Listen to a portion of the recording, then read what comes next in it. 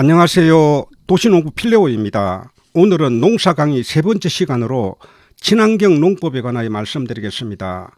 농사 공부를 위해 이 영상을 보신다면 흥미 위주의 영상처럼 건너뛰지 마시고 처음부터 끝까지 꼼꼼하게 보신다면 큰 도움이 되리라 확신합니다.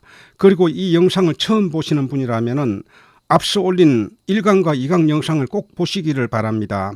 사람이 살아가기 위해서는 식량이 필요하듯이 작물을 잘 가꾸기 위해서는 거름이 필요합니다.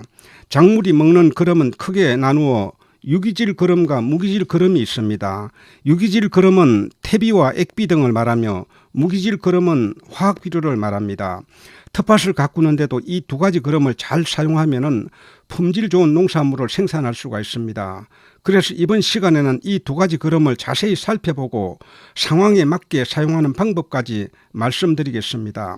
텃밭 농사를 짓는 분 중에는 유기농을 주장하는 분이 있습니다. 제가 비료나 농약 사용하는 것을 말하면은 텃밭에서 가족이 먹을 농작물에 그런 것을 사용하면은 굳이 텃밭 농사를 지을 필요가 있냐고 반문하는 분이 있습니다. 그러나 우리 밥상에 올라오는 대부분의 농작물은 이 두 가지 거름으로 가꾼 농작물입니다. 완전한 유기농은 어렵다고 말씀드릴 수가 있습니다. 유기농은 화학 성분으로 만든 농약이나 화학 비료 등을 사용하지 않고 유기물인 퇴비나 유기물 액비 등으로 농사를 지으면서 병충해가 발병해도 화학 성분의 농약을 사용하지 않는 것을 말합니다. 이론적으로는 가능하나 실제로는 농사를 지어본 사람은 어렵다는 것을 금방 알 수가 있습니다. 요즘은 농작물을 가꾸는데 치명적인 병이 많이 있습니다. 한번 발병하면 전체를 망치는 병이 있습니다. 예를 든다면 고추의 탄저병이나 배추의 뿌리 혹병과 같은 병이 발병했을 때 손을 빨리 쓰지 않으면 전체가 병이 들어서 애써 가꾼 농작물 아무것도 건지지 못하는 수가 있습니다. 해충도 유기농을 한다고 농약을 사용하지 않으면 해충이 그 밭으로 다 몰려서 농사를 제대로 지을 수가 없습니다. 그래서 저는 완전한 유기농은 고집하지는 않습니다. 대신 친환경적으로 농사를 지으려고 애를 쓰고 있습니다. 그렇다면 제가 추구하는 친환경 농법은 어떻게 짓는지 말씀을 드리겠습니다. 저는 화학 제품의 비료나 농약을 꼭 필요할 때는 사용하고 있습니다. 그러나 가능한 한 적게 쓰고 친환경적으로 농사를 짓고 있습니다. 그 방법 중에 하나가 퇴비를 많이 사용하는 것입니다. 농작물을 가꾸면서 토양에 퇴비를 많이 넣으면 작물이 튼튼하게 자라게 됩니다. 작물이 튼튼하게 자라면 웬만한 병해충을 스스로 물리치고 이겨내는 것을 볼 수가 있습니다. 사람도 건강한 사람에게는 병이 왔다가도 도망가듯이 작물도 튼튼하게 자라면 세균성 병뿐만 아니라 진딧물과 같은 해충도 쉽게 덤비지 못하는 것을 저는 농사를 지으면서 확인을 했습니다. 그리고 농약은 꼭 필요할 때 사용하되 친환경 농약을 많이 사용합니다. 요즘은 친환경 농약이나 바이오 제품에 영양제가 많이 개발되고 있습니다. 이런 제품으로 작물을 가꾸면 튼튼하게 잘 자라고 친환경적으로 가꿀 수가 있습니다. 저는 화학 비료도 적절하게 사용하고 있습니다. 무기물인 비료와 유기물인 퇴비를 적절하게 사용하면 최상의 상품을 만들 수 있기 때문입니다.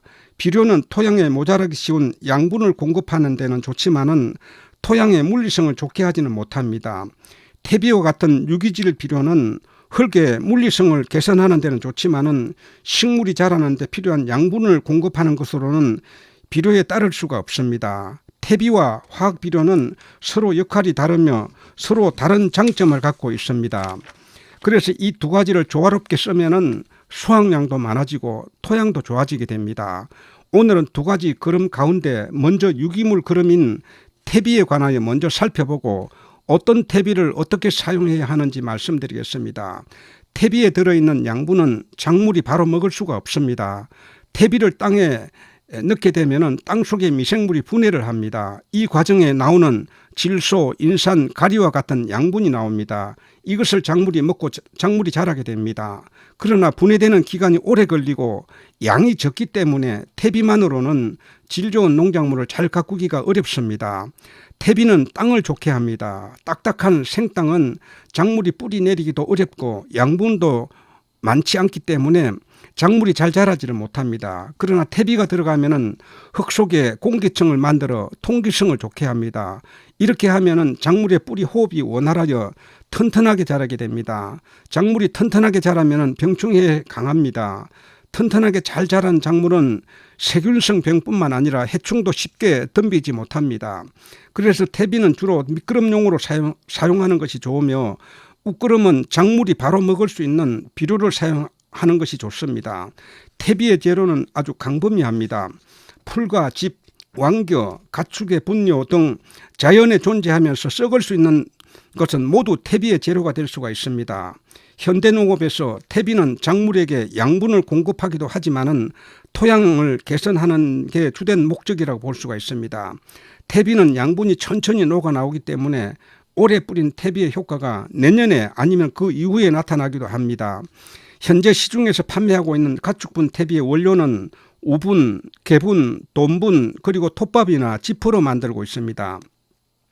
퇴비는 크게 완숙 퇴비와 미완숙 퇴비로 나눕니다. 완숙 퇴비는 미완숙 퇴비에 비해서 냄새도 안 나고 질 좋은 퇴비입니다. 가격은 다소 비쌉니다. 미완숙 퇴비는 냄새가 심하게 납니다. 농사에는 완숙 퇴비를 써야 좋지만은 비용 때문에 농가에서는 대부분 미완숙 퇴비를 사용하고 있습니다. 완숙 퇴비는 주로 하원이나 온실에서 많이 사용하고 있습니다. 미완숙 퇴비는 밭에 뿌리면은 악취가 많이 납니다. 악취가 심하게 날수록 숙성이 덜 된 퇴비입니다. 미완숙 퇴비는 악취뿐만 아니라 암모니아 가스를 많이 내뿜기 때문에 이것을 배출하지 않은 상태에서 비닐 멀칭을 하고 작물을 바로 심게 되면은 비닐 속에서 가스가 많이 발생하여서 작물이 죽거나 자라지 못합니다. 그래서 토양에 퇴비를 뿌리고 최소 일주일에서 열흘 이상 지나야 가스가 날아갑니다. 그래서 농가에서는 가스 배출 기간을 단축하기 위해서 퇴비를 미리 많이 확보해 두고 해를 묵혀서 사용하고 있습니다. 여러분도 텃밭을 계속 경작할 수가 있고 장소가 있다면 퇴비를 미리 확보해 놓고 사용하면 가스 피해를 입지 않을 수가 있으며 배출 기간도 단축할 수가 있습니다. 시중에는 가축분 퇴비 외에도 특별한 퇴비가 나오기도 합니다. 예를 든다면 어분으로 만드는 광어 플러스와 같은 퇴비를 말합니다. 이런 특별한 퇴비는 효과가 좋아서 가격이 비싸도 이런 퇴비를 사용해서 생산량을 늘리는 분도 있습니다. 이렇게 특별한 재료로 퇴비를 만들면 비료처럼 작물이 먹을 수 있는 양분이 많아서 품질 좋은 농산물 생산할 수가 있으며 수확량도 증대시킬 수가 있습니다. 이런 퇴비는 그것 자체만 썩혀도 좋은 퇴비가 되지만은 이런 재료에 일반 가축분 퇴비와 농산물, 부산물이나 잡초 등을 혼합해서 새로 만들 수도 있습니다. 이렇게 퇴비를 만들면은 퇴비에 들어있는 가스도 배출시키고 버려지는 자연 재료를 가지고 더 좋은 퇴비를 만들 수가 있습니다. 이렇게 특별한 퇴비는 일반 미완숙 퇴비에 비해서 가스도 적고 양분도 많아서 작물이 튼튼하게 자라서 농약 칠 일도 줄어듭니다. 저는 오래전부터 특별한 퇴비를 만들어 사용하고 있습니다.